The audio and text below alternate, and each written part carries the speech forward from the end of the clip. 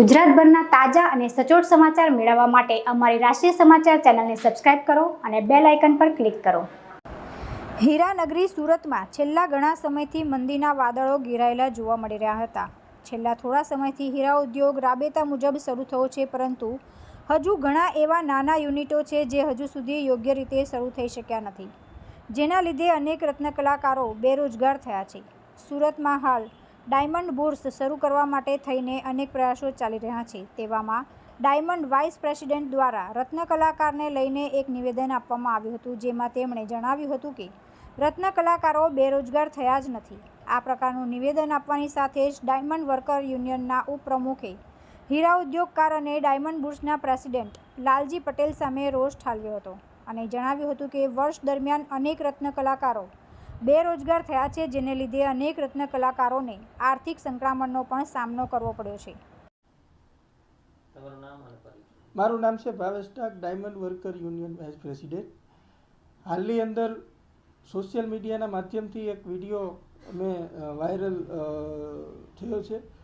એમાં ડાયમંડ બુર્સના vice chairman Laljibhai Ugamedi, Dharmanandan ડાયમંડના પોતે માલિક પણ છે, એમના દ્વારા એવું નિવેદન આપવામાં આવ્યું છે કે રત્ન કલાકારો હાલની પરિસ્થિતિમાં કોઈ બેરોજગાર નથી। તો હું આ નિવેદનને સખત શબ્દોમાં વખોડું છું અને લાલજીભાઈ પટેલને એટલું જ કહેવા માગું છું કે ગ્રાઉન્ડ રિયાલિટી ચેક કર્યા વગરના આવા નિવેદન ન આપો, કારણ કે અત્યારે 2 વર્ષ થયા રત્ન કલાકારો હીરા ઉદ્યોગ મંદીના માર સહન કરી રહ્યો છે। અસંખ્ય રત્ન કલાકારો સુસાઇડ 45 જેટલા રત્ન કલાકારો 1 વર્ષની અંદર સુસાઇડ કર્યા છે। અસંખ્ય રત્ન કલાકારો બેરોજગાર બન્યા છે।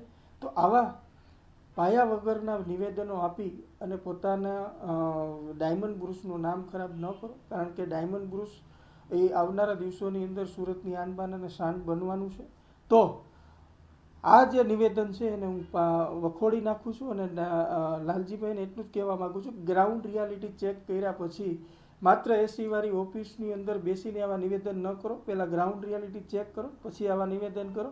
એટલે રત્ન કલાકારો અસંખ્ય બેરોજગાર છે એવી ચોક્કસપણે માનું છું અને અસંખ્ય રત્ન કલાકારો બેરોજગાર છે। હાલની પરિસ્થિતિ ખૂબ જ ખરાબ છે, 20 થી 30% પગાર કાપી લેવામાં આવ્યો છે, માટે આ નિવેદનને હું વખોડી નાખું છું। તેમના સુધી અનેક ફરિયાદો પણ આવી છે। મહત્વનું છે કે અત્યાર સુધીમાં 45 જેટલા રત્ન કલાકારોએ આપઘાત પણ કરી લીધો છે। તેમણે કટાક્ષ કરતાં કહ્યું કે એસીની ઓફિસમાં બેસનારાઓ વેપારીઓ રત્ન કલાકારોનું દર્દ નહીં સમજે। તેમને આપેલા નિવેદનને ડાયમંડ વર્કર યુનિયનના ઉપપ્રમુખ ભાવેશ ટાંકે વખોડી કાઢ્યું હતું। તુલસી શર્મા સાથે રાષ્ટ્રીય સમાચાર, સુરત।